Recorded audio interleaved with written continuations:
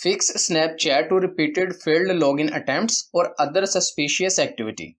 First of all, to update your Snapchat app, let's go to the Google Play Store and open it. Once you are in, use the search bar to find the Snapchat app, and from the search results, make sure your app is updated. After that, let's open the Snapchat app on your phone. Once you are in, tap on Forget Your Password.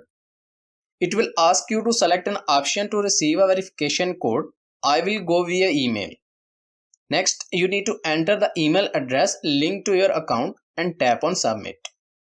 The verification code will be sent to the provided email address, so enter the code and create a new and strong password to protect your account from hackers. And that's it.